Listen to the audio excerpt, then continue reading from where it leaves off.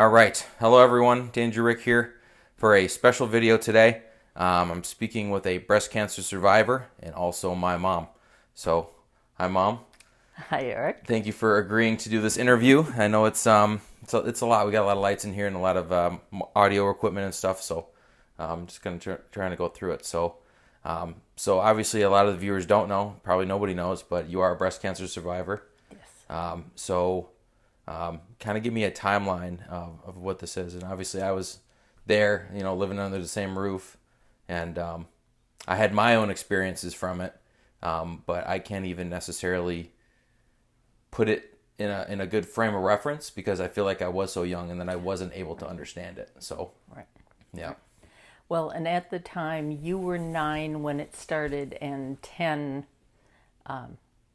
when the chemo and everything finished. So, all right. So that was okay. So, 20 years ago, this fall, I had turned 40. I was born in 1963. So in 2003, I turned 40. And they send you for your first mammogram. You go to a machine. They basically smush your boob and take medical photographs of it and see if there's any sort of trace of cancer. I was completely clear. There was absolutely nothing. And it would have been November of 2003. So then we went on vacation. We were in Florida for 3 weeks, came back. I felt a tic tac where my swimsuit was rubbing, and I was thinking I'd been bit by a bug or something. That was the first week of January. Second week of January, I fell down the steps and broke my right leg, just by the ankle. So I didn't say anything to my doctor about the tic tac in my chest because I was dealing with a broken leg. Third week of December, I went in for a follow-up on my ankle just to make sure that the cast was good and it was healing well. And I said, oh, Was this in January or December? January. January. Okay. Yep. So then it's the last week of January. I go in for follow-up on my broken ankle. And I said, by the way, I found this little bump in my chest. And they looked at it, immediately said, I want you to go and see. They sent me to the doctor on the other side of Madison, Wisconsin, which is where we're living, because the doctor I would have normally seen on the east side was on vacation and they didn't want to wait even 1 week. So the next day, we drove to the west side of Madison. It was still the end of January. And they tried to do a biopsy where they stick a needle inside of the tic tac and see if they can remove cells. And at that point, those cells get sent to a lab. They came back inconclusive. Because at that point, end of January, it was the size of a tic tac. After the biopsy, immediately it was the size of basically a cherry with a hard pit inside of it. You could feel squishiness around it that was not there before. So the doctor decided that we needed to do a lumpectomy. So they just were going to take out that clump of cells around the hard lump. So we scheduled the surgery, went in, took it out. Afterwards, we go through recovery and they say, it looks like it's spread to your lymph nodes. Lymph nodes are like under your neck, under your arm. It's what your body uses to cleanse the blood going through your systems. At that point, they said, we need to do a full mastectomy, which means they're going to take everything on the left side where the breast incurred. At the time, I was kind of ample, so they said, when we do the the mastectomy on the left side, we're going to do a reduction on the right side. That was pretty much my indicator of whether or not I was going to be okay. I'll get to that later. So they make the appointment to go into the mastectomy. Now we are mid-February. We go in, the mastectomy, the full removal on the left side. And then they took the right side where they reduced it, so they were comparable sizes. When I woke up from the surgery and looked down and saw that they had done the reduction, I knew I'd be okay. Because if they opened me up and the cancer was too bad, they weren't going to do the reduction. So that was my indicator that I was pretty much going to be okay, because had they not done the reduction, it would have been so bad that they would have just closed me up. And so that must have been scary, knowing that. I mean, it's different too, because especially when people go in for just regular surgeries and stuff, they wake up and they wait to hear how it goes. It's weird to know. To wake up and when look you wake down. up and you're gonna know without anybody having to tell you. Yeah. You know, of things are good or things are going to be okay or not. Exactly. Yeah. Yeah. Okay. So then they put me into my hospital room, and they said everything looked fine. They did the reduction. There was, even though we're serious and talking about the breast cancer, there is a funny story I want to add. Middle of the night, nurse comes in, says, I want you to get up. We're going to walk you to the bathroom. And I said, I have where's my cane? And the lady looked at me like I was special and said, you had breast surgery. So I whipped my leg out. My husband had taken one of those purple markers that they use for surgery and wrote, broken leg, needs cane, on my leg. Otherwise, she thought that I was delusional. You need a cane because you have because I had a broken surgery. leg. Yeah. So that was kind of funny. But then after that, everything was healing up.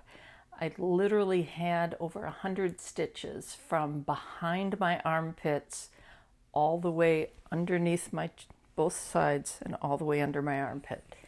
And 2 ports. They put 2 plugs hanging out of the side, both of my sides, where the excessive drainage would go. So it was the accumulation of your body, the water and the liquids that your body was putting out.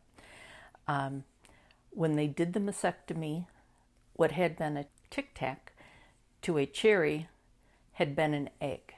It had grown every 2 weeks, and it was getting considerably larger. At that point, they thought for sure it had gone into my lymph nodes because of the rapidness of the breast cancer spreading. Stage 3 is over. You can recover from stage 3, but it's a battle. I did not know until probably a month and a half later that it had not spread to my lymph nodes. I only was a stage 2. It goes from, at the time, it was about a 45% recovery chance of surviving breast cancer for 5 years. It was about a 45% if I was stage 3. It was 65% if I was stage 2. So it was 20% more chance in my favor. Mm-hmm. But once you go through the surgery, you have to heal enough before they can start with the chemo. Because they had done the breast removal, there was nothing left that had cancer. So the alternatives are either radiation or chemotherapy. Chemotherapy are the drugs that they put into your body that kills all the cancer cells. Mm-hmm. Because they had literally removed everything that was cancerous, radiation wasn't an option because I didn't have anything they could radiate. It was gone. So chemo was really my only option. The end of May, I was healed enough where we could go ahead and do the chemo, because when you do chemotherapy, your body no longer has any sort of mechanism for fighting an infection. You no longer heal. So if I had an open wound, it would not have healed during chemo. So we had to wait for everything to be healed before they could start the chemo. The chemotherapy includes putting a needle into your arm. First they tried to put a port in and take your blood, because when you start your therapy for the day, they have to run your blood samples to make sure that you have a high enough blood count and enough white blood cells that you can take chemo. Your body might not even be able to take the chemicals. So went in, knew that it would be 3 or 4 hours. Your sister Rachel, who at the time was 8, went with us every time. And she would sit there and talk to me. You know, your dad, he's not a cuddle, comforting type person. I needed Rachel. I needed somebody to hold my hand and tell me silly things and that. So based on the cancer that I had, they wanted to give me 4 rounds of chemo. The chemotherapy comes 3 weeks apart. When it's your time for the chemo, you go in, they put the chemicals, you can feel it going into your veins. It's kind of like when you drink cold milk and you can taste it or feel it going down your chest. The chemo, you can feel something burning going through your veins. When you get chemo, you have to do frozen lollipop or frozen icicle in your mouth, because you get immediate open red sores. So we would have our popsicles and sit there while the chemicals were going in. I couldn't really concentrate on reading a book. It was before cell phones, iPads, and entertainment. Right. Pretty much sit there and right. Yeah. They had the TV on, but it really wasn't anything. You just sat there and did that. I didn't know that Rachel went with you and would sit with you. Every time. I didn't know that. Every time. Okay. I actually lucked out, because when I normally would have gone through St. Mary's Hospital in Madison, which was associated with our insurance. Mm-hmm. However, when the doctor that I normally would have seen was on vacation back in January, and they sent me to the West Side doctor to get the breast assessment. She was a breast specialist. She was the one that did the biopsy. She was associated with, she was one of the instructors at University of Wisconsin-Madison. I truly believe going to a teaching hospital for my breast cancer is what saved me more than anything. Because I went in there, I had 3 small children. They were 5, 8, and 9 at the time. You would have just turned 10. And they said, we're going to do everything we can to keep you alive because of your children and that. I understand. At the time, I thought, well, wouldn't you fight for everyone? But I understand if you were in your 80s questioning whether to go through chemo because of what chemo does to your body. I understand. I don't know if I would have, knowing now if I had cancer in another 30 years, chemo probably wouldn't be an option for me. But well, when we had talked about this, so this whole project kind of stemmed from a couple of months ago when I was here, and you just kind of told me like nonchalant of, well, they thought I was stage 3, so they treated me as stage 3, but I was really stage 2, and because of that kind of rigorous, it's treatment, really what saved me. Is really what kind of saved you, and I mean, even you saying, you had a 65% chance of living 5 years, and that's 20 years ago. It's been 20 years now. That's kind of crazy. It is. And I know you tell me when you go up to Dartmouth now and you have your checkups and mm-hmm. your annual stuff, and you kind of like bring that up, and I know for me it's not a big part of my life because it's not something that I do. Right. But it's like a reminder. And it's weird for me because I mean, like you said, I was 10 years old, and I couldn't really comprehend it. I mean, to me, it was you were sick, and I couldn't comprehend how sick you were. Right. You know? Right. And I know at the time we were trying to minimize what you guys heard, because we didn't want you to know that Mama could die from this.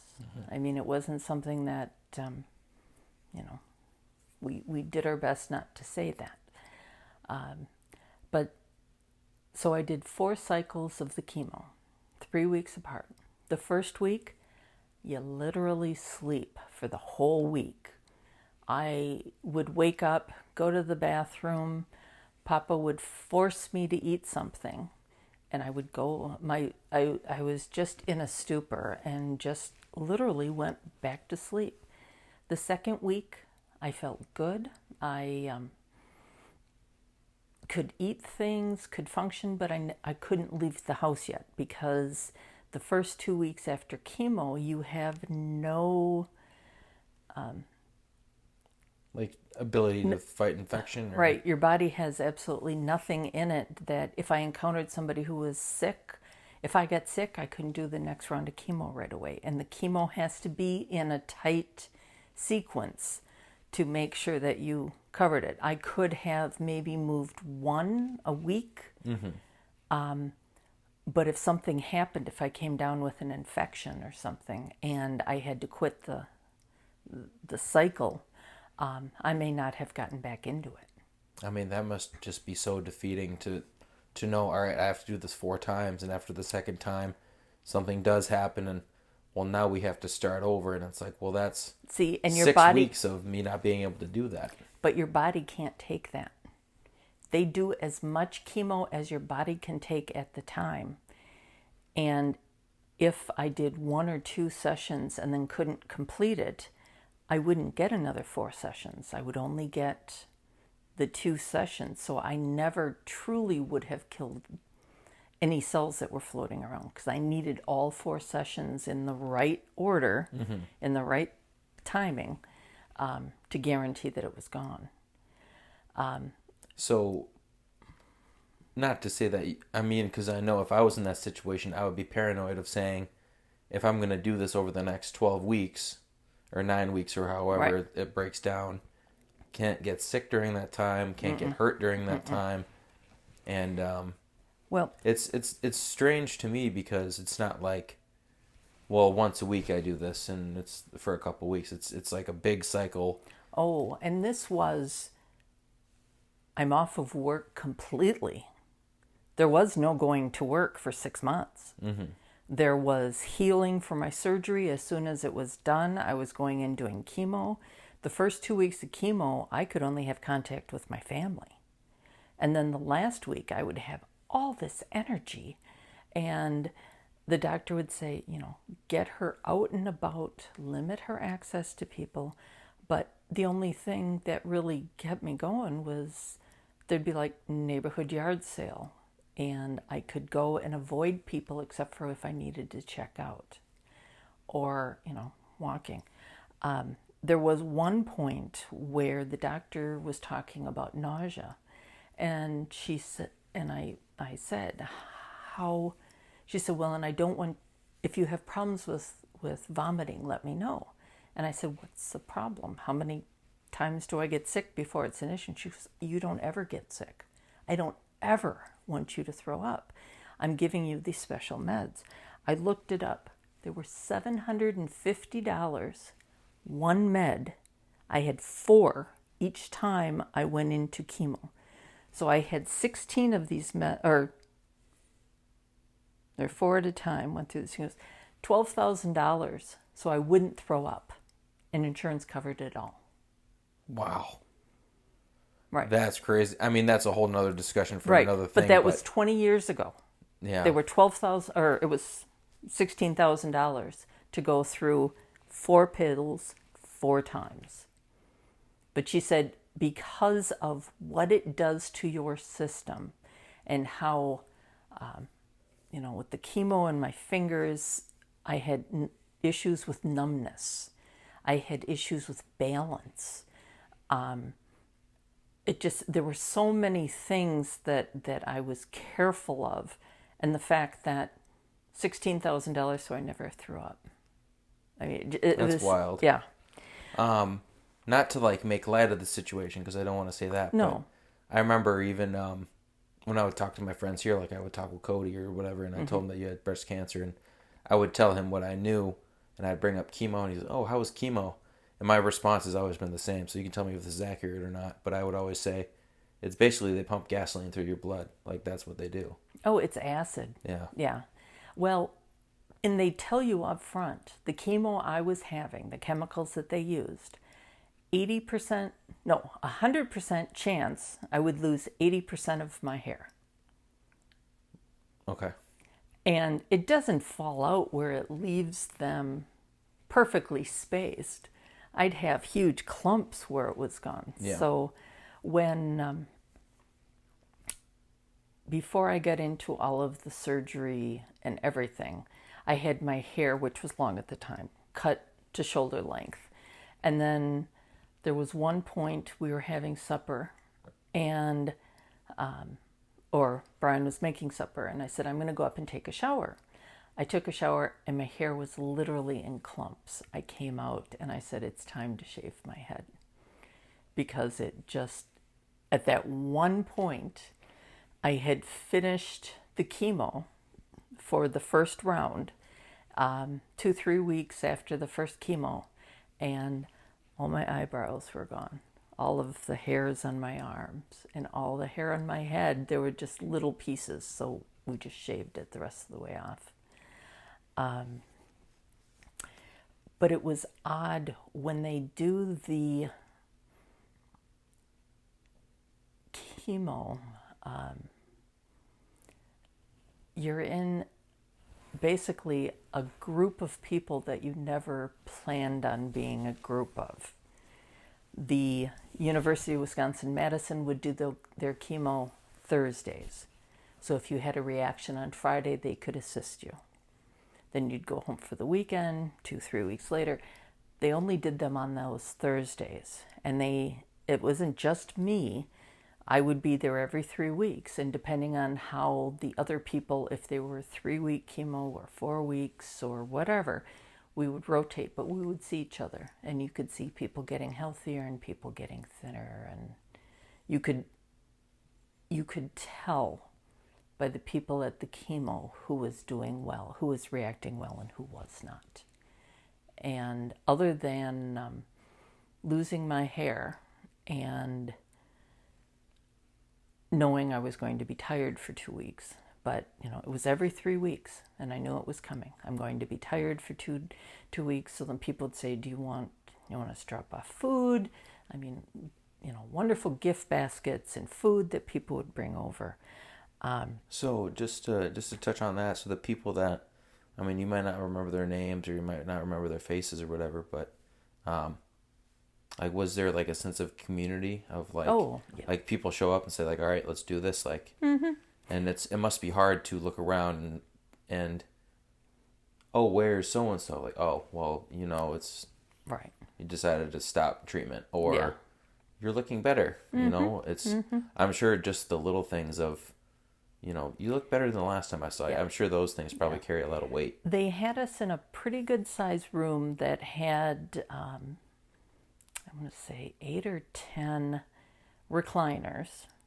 And next to them, there was a chair on each side. So, like, my husband could sit on one side, and my daughter could sit on the other.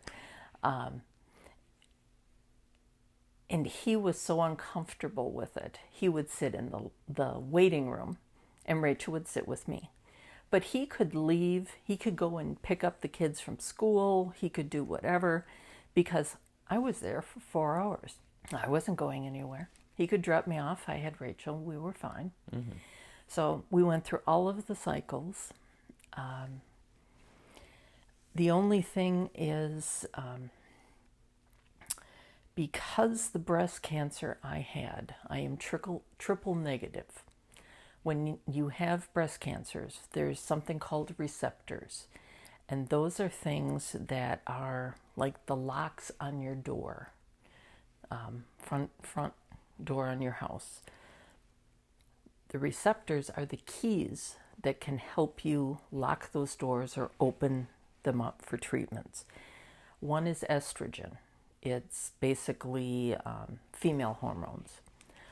Progesterone, which is another hormone. And the last one is a protein, which is a HERP2.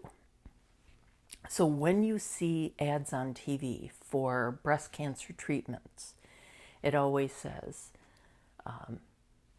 good for estrogen-based breast cancers, because those are pills you can take every day that will stop you from getting breast cancer. Same thing with the second one, with progesterone. Same thing with the HERP2. When they came out with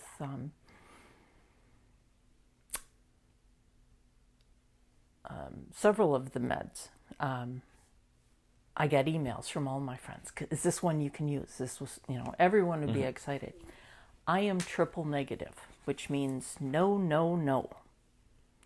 10 to 15% of all breast cancers are triple negatives, which means I cannot take any sort of drug therapy or medicine or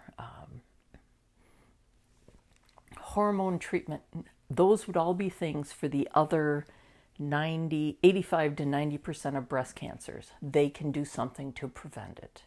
So it's really just for the people that have already gone through treatment It's and have a gone way through, for so it's them to prevent it going forward. not to get it again. Okay.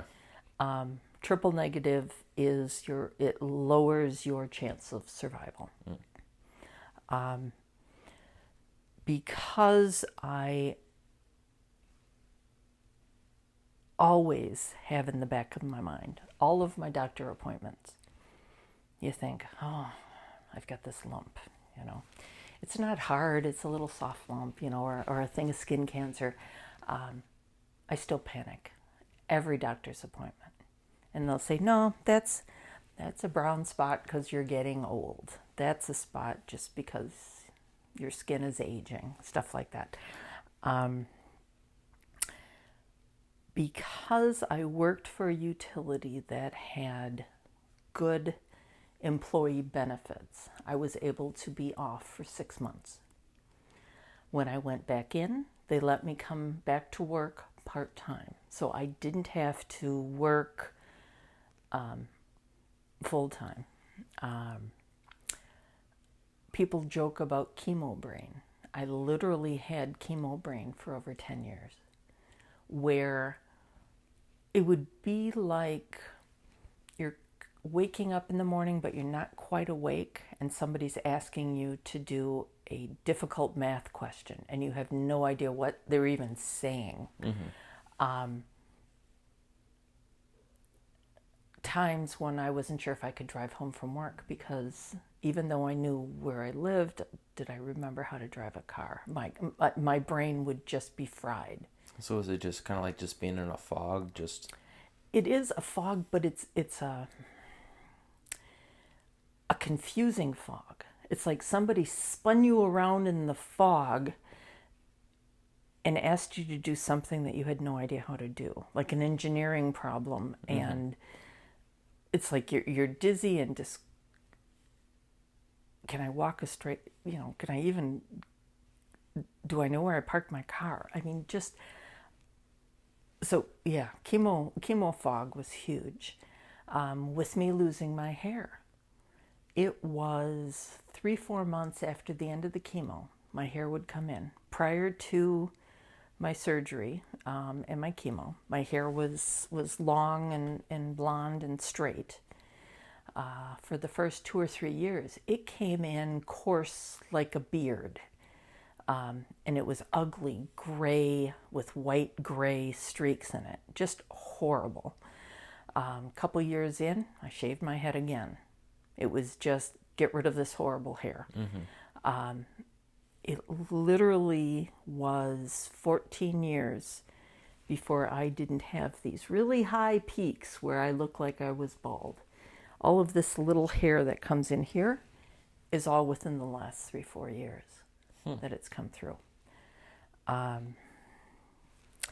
So it was 2 years before my hair grew back in, 15 before my peaks filled out.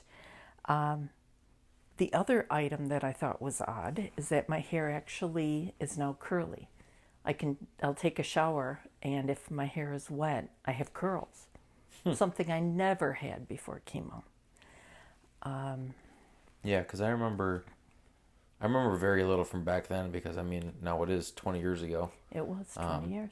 It's just kind of wild to think, because I remember being in your bedroom and having hats and having wigs on like little mannequin heads and looking around, and I think you and Dad did a good job on sheltering us from what was really happening. Yeah. Because I never knew this I mean, I knew you could have died. I mean, that's obviously the most severe thing that you could hear happen. the cancer, yeah. But I don't think at the time, and maybe it might have not even have been able to comprehend it, even if you had told me, like, you know, this is where we're at, this is what we're trying to do. Not that it would have helped anything. I think it's better to keep me, you know, in the dark with that kind of stuff at the time. But it's just... Right. Well, and we had, because I traveled, we already had wills. We had living wills. So if something happened and I needed somebody to decide on my medical care, you know, my husband already had, everything was granted. There was nothing unknown that, who do you ask if something happens? The other thing that is ongoing, because I had breast cancer on my left breast, no longer for the rest of my life can I have blood drawn on my left arm. I cannot wear a bracelet that's too tight because of the whole lymph node, because they took some of the lymph nodes out around my breast area. I can get something, lymphoma, which it would swell and never go down. Occasionally I'll get a massage and I'll have them basically massage all the lymph nodes and move everything towards my heart to make sure my lymph nodes are all flowing well. But other than that, because of the surgery, I no longer I can't wear a bra, ever. I no longer have a lip. I put a bra on, it pulls straight up because I don't have enough of a lip. Because of the 100 stitches under both chests, my nerve endings are near the surface. The only way I could wear a bra that would work, it would have to be on so tight that it wouldn't be able to move, and I can't do that because all my nerve endings are at the surface. Okay. The one thing I wanted to reassure you on, though, is in 2012, so 9 years after I had the breast cancer surgery, Dartmouth-Hitchcock suggested I go through a full genetic testing to make sure if my cancer had been a family trait, anything I could have passed to my children. My best friend's father, Beth in Wisconsin, died of breast cancer, something he got from his mother. I wanted to make sure that there was nothing I could pass to my children that could pass to my grandchildren. And there were absolutely zero hereditary markers. There is no reason genetically that I got the cancer, other than stress, lifestyle, whatever,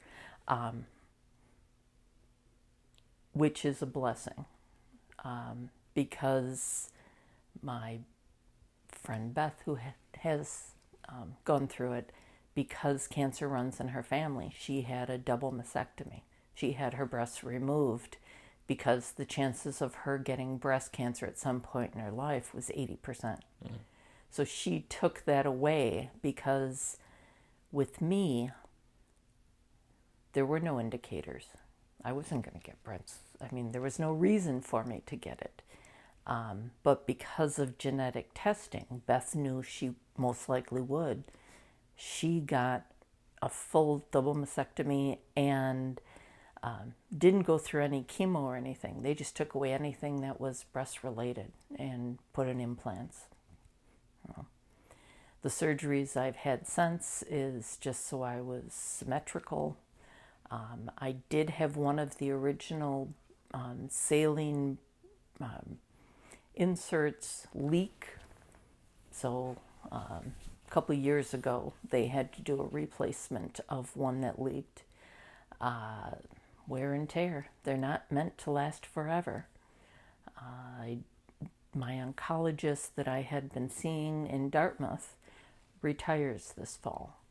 So he said ideally he was going to transfer me to another oncologist down here in Concord. And he said, at 10 years, I'm considered cured and most likely will never have breast cancer again. Based on statistics and everything else, I might have another cancer that kills me somewhere in another 20, 30, 40 years. Mm-hmm. But most likely it will not be breast cancer because of the chemo that I had. But if I do have a reoccurrence, chemo most likely would not be an option because of the damage it does to your organs and to your veins. Your body historically can only take so much acid going through its system. At the time, I was grateful to UW Hospital for everything they did. The students would come in and I'd just automatically take off my shirt because they all wanted to come and see. They don't generally do the reductions. So the fact that one was intact and they wanted to come and see my ports and, they were intrigued with 100 stitches and that. The hardest part of all my surgeries was taking those ports out because my body historically wants to heal quickly, always has. I can have a Band-Aid on something and it's fine in 2-3 days, something that would take somebody else a week. It would seal around the port.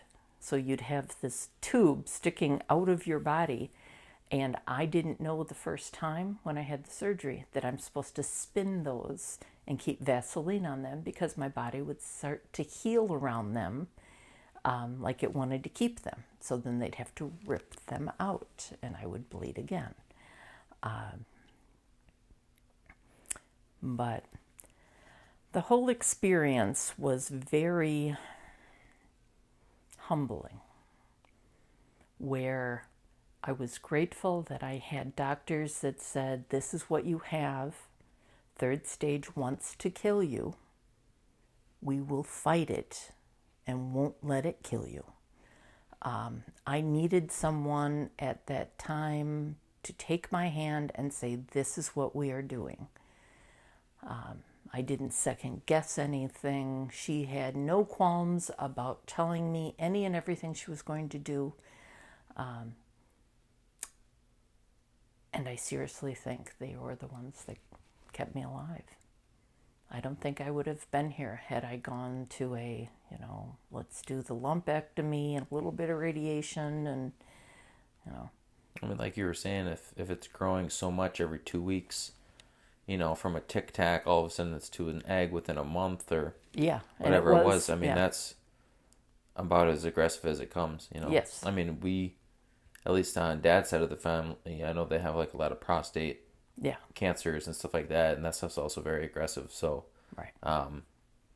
It is kind of scary for me to think about that because of like your history, not necessarily Dad's history, but his entire side of the family, right. and genetics. And genetics, it's just it's the card you're dealt, and right. You don't always know what's going to happen and how things are going to unfold. So I think it's good to be forewarned and to realize that when something bad happens, to fight it with everything you've got. Don't, well, I got to work today, or I won't take 6 months off of my job to, I worked for a company that I could. There were, I want to say six or seven people that had cancer within a year of me doing my chemo and cancer, 4 of which died. And we all worked for the same company. And just the fact that 4 out of 6 did not survive, and pretty much all of them were working part-time, going chemo one day and coming into work. And no, my doctor said no. It almost makes more sense to take the time and survive. Like it's kind of crazy, but I mean, I understand certain people are in that situation where they have to work, they are hourly or whatever they have to do, and I think almost the fact that you were able to put your 100% into recovery, right? I think that's probably also a big part of it, because if it's I couldn't get out of bed for the last 4 days, and now I got to go sit on the computer and do this, do that, and some of it's not achievable. No. Because your body isn't able to focus on what it needs to do. No. And the fact that you literally slept for a week. Yeah. The second week, you could get up and get out of bed, but you couldn't leave the house. How can you go back to work? I mean, yes, the third week I felt good, but I was very grateful that the doctors were adamant. You don't get sick. You go through the chemo. You do this. You do this. I mean, it was really before COVID, before the face masks and everything. But thank goodness I've always been conscious of washing my hands, and the wipes and the masks and everything else now are just commonplace. I've always been careful, but there's certain things I couldn't have predicted I'd have cancer. Beth lost her dad to breast cancer because he would not get it checked, because men don't get breast cancer. And by the time they got him in, it was so spread that it was nothing. Look at your father and his 3 weeks of every time he didn't feel good, he'd lay down. We go into Labor Day and we find out that he's 95% blocked in his heart. Yeah. Don't put stuff off. If something makes you go, have somebody check into it. It's better to cry wolf than to avoid something altogether and find out, had you addressed it sooner, it would have been a simple surgery. It's funny too, because it's almost like what I preach at work is it's a little bit different, but the fundamentals are the same. Of if you're hurt, speak up day one. Mm-hmm. Don't let it get to be 6 weeks ago this happened and now I can't stand up straight, or now my foot doesn't fully bend or whatever. It's the same thing of if you feel something, if something doesn't feel right, it's you shouldn't walk around on a torn ACL for 2 months before you go and get somebody to check it out. Mm-hmm. It's one of those. So yeah. But yeah, I mean, I didn't have a whole lot of questions. I was just I'm glad that you brought your notes and that you were able to touch on the things that you wanted to touch upon. So well, and that was important to me that I, but on a personal note, I lost half of my wardrobe.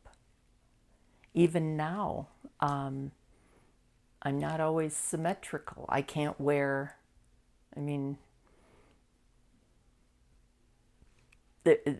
for the rest of my life, there's clothing that I'll try on and say, nope, my boobs don't look right. I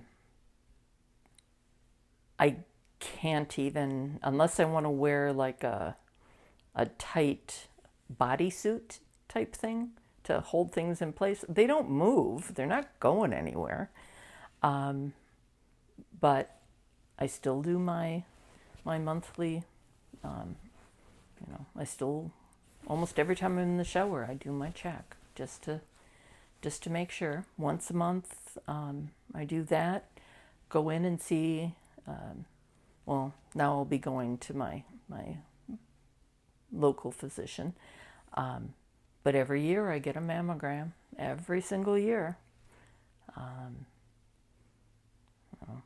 There's things that, even if I have to pay for it out of pocket, which my insurance would never make me do, but.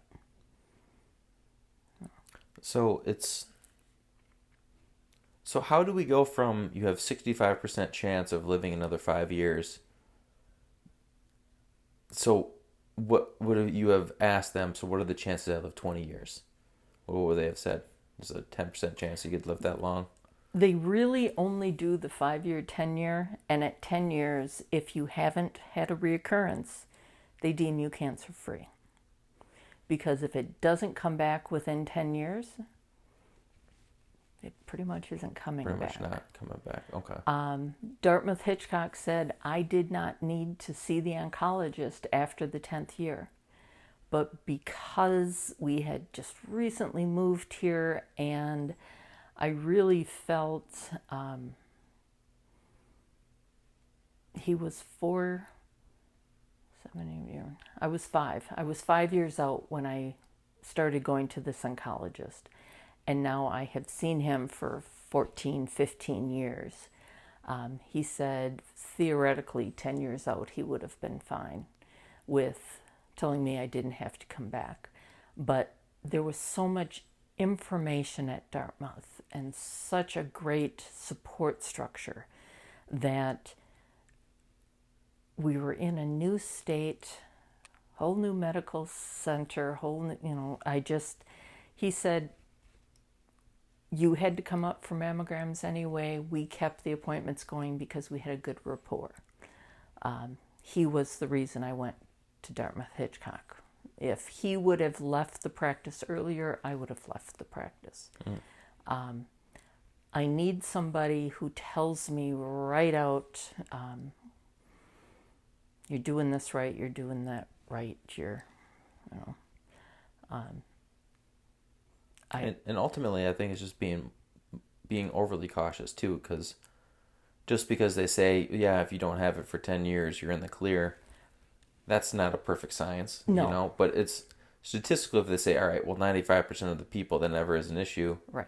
Well, all of a sudden you haven't gone for 4 years, and then, oh, what is this? Yeah. That's the way life seems to happen, Right. Well, and now I know when you feel a lump, it's the hard lumps you have to be worried about. It's the soft lumps that you really don't. Because, the occasional, I've got this, and that's just, or whatever it is. But I tell my my physician's assistant, I see Sarah every 3 months. Anything at any point that I need to ask her, I will, because I'm comfortable with my doctor. You've got to be comfortable with, this is my body. Help me take care of it. What do I need to do? Very important stuff. But that's why I'm so adamant whenever anybody has an injury. I clean them out well and I bandage them up. Because the last thing you need is anything that's going to diminish your body's ability to fight. There's so many things out there that you can't protect yourself from, but taking care of yourself when you're injured needs to be a high priority. You can't not do things. So. Well, this has definitely been informational. I don't know. I mean, obviously I'm 30 now and I can barely remember what I did when I was 10, but right. It's just, it's crazy to think back and I mean, I know you were 40 at the time, but now I feel like I'm a full blown adult. Right. So I can almost comprehend, having to have those situations and having those conversations and figuring out all right, so this is what I'm going to tell the kids and this is what I'm going to do with work and this is what I'm doing. Right. It's very enlightening because I've never heard this. Yeah. Not just your story, just any story in general.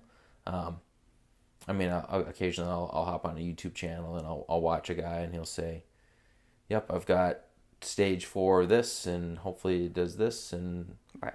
and all of a sudden it's, oh, that video's 2 years old, and there's a video that came out 9 months after that, and it's his family like doing a remembrance thing Yeah. for him and stuff Yeah. like that, and it's Stage 4 wants to kill you. Yeah. I should say, stage 3 wants to kill you. Stage 4 is going to kill you. yeah, Stage 4 means it's gotten into your lymph nodes, it's gotten to your organs. There's really nothing they can do for you at that point. Stage 3, they can fight it enough that it doesn't spread anymore. They can control it, but chances are you'll have to live with some sort of cancer treatment, something, you know. Losing my hair wasn't very traumatic. Losing my eyebrows freaked me out. The University of Wisconsin gave me a wig, like a $250 wig, free of charge, because it was part of their program. Plus, Cancer Society had meetings you could go to. People that had wigs, they would get them professionally cleaned, and you could try wigs on, and if one fit, you could have one for free. So I could get 2 wigs.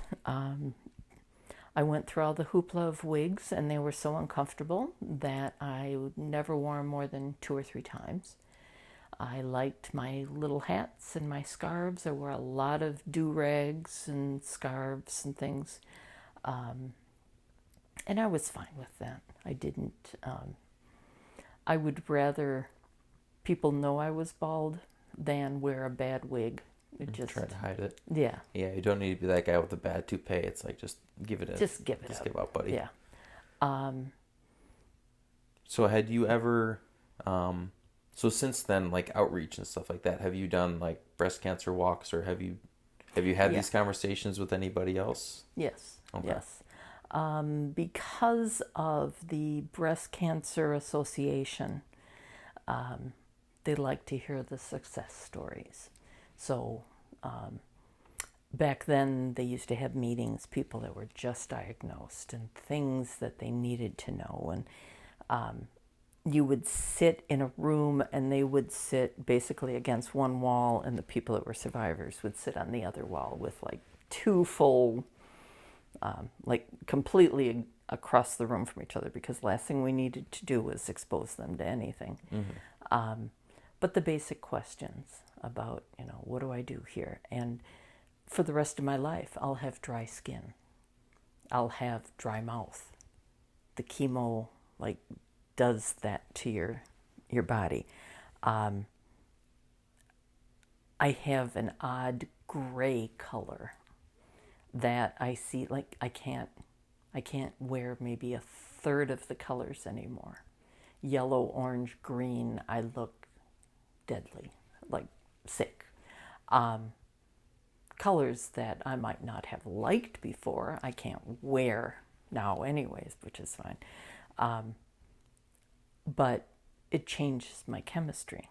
I can't drink more than a beer. I get lightheaded, and, you know, if I have 2, I know I've done too much. And, you know, I have no tolerance for it. I suppose if I wanted to become a power drinker, I could probably build up the tolerance again, but I don't see the need.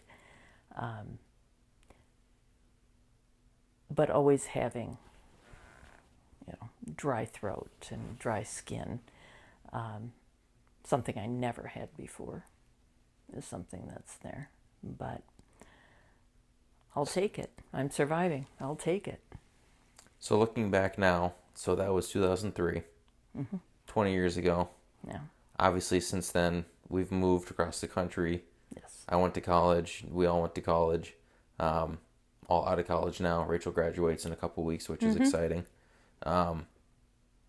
What is one thing, maybe not that you would have told yourself 20 years ago, like at the beginning stages of, maybe after the, you know, the first, like, oh, what is this? But when you're actually seeing doctors and you become diagnosed, like, what is the one thing that you wish you had been able to comprehend, that might have been able to ease and maybe lighten the burden a little bit?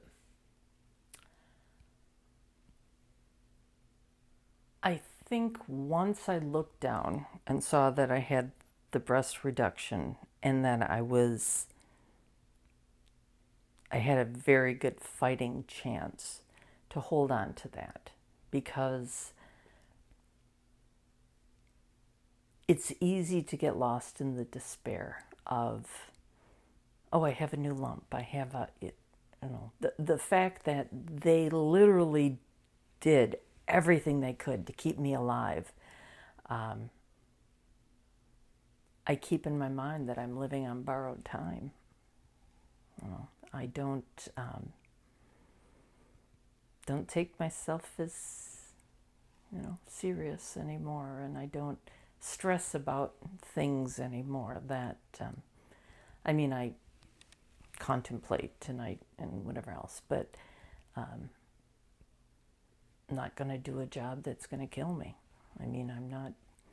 I used to work 65-hour weeks for years. Yeah, that's just so not going to happen ever again. My priorities are different. But I am truly grateful.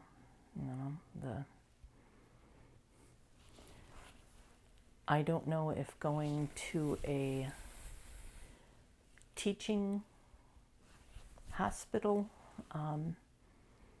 was what made the difference, but it was a step. Like, the next step would have been a Mayo Clinic. I was so impressed with they knew exactly what to do, knew exactly what treatment I needed, I think if the doctor would have laid out different options, I probably would have gone with, well, I don't want to miss work, and I don't want to, blah, blah, blah. The fact she said, this is what we're dealing with, I suggest this, this, and this. Don't go to work for 6 months. Do this full-blown chemo. Do the full-blown, do the full mastectomy. Don't just do a larger lumpectomy. Take the whole tissue. Which basically means I have no breast tissue on the left side. The right side, with the reduction, there's still some breast tissue there, but it's limited. And yes, I could get breast cancer there, but after all the chemicals and everything else, most likely not. Just the fact of you had good doctors, and you had good people in your corner. Yeah. You did what they told you to do. Yes. Well, and the fact that your father was a stay-at-home dad.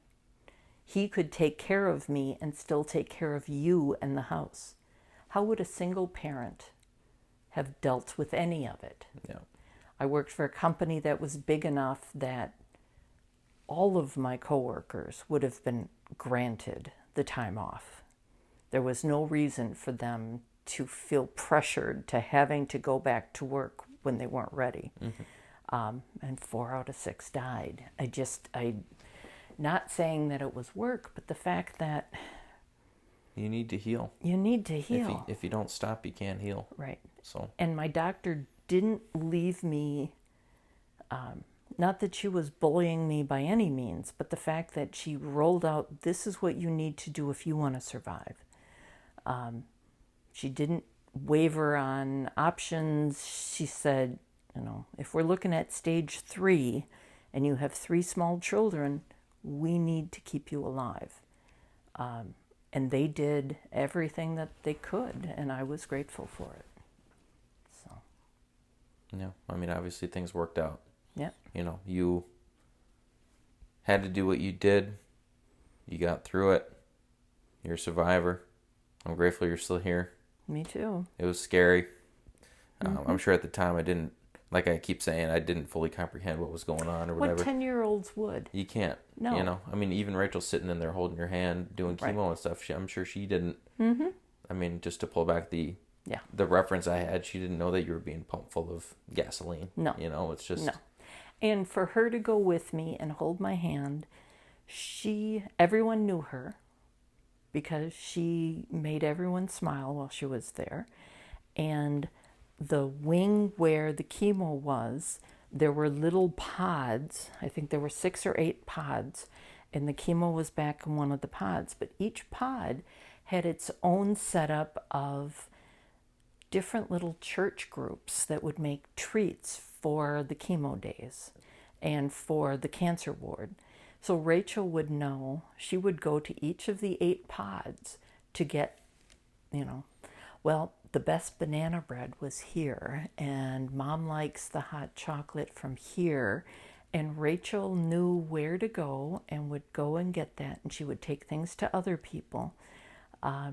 She just kept everything light, and she'd say, my mouth's getting dry, do you want another popsicle? And I wouldn't think of it, knowing full well I was supposed to have another popsicle, but my mind was on other things. But she thought of those things and took care of me in the only way that she knew how. And I don't think, well, I know, your papa loves me, but he does not provide comfort.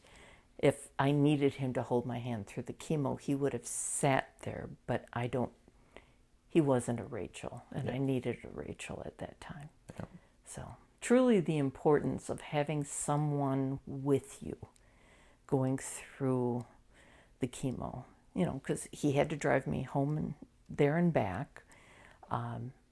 But it was a week where I slept. I mean, I could not have fed someone else. I could not have kept the house clean. I could not have gotten you guys to and from school and get your homework done.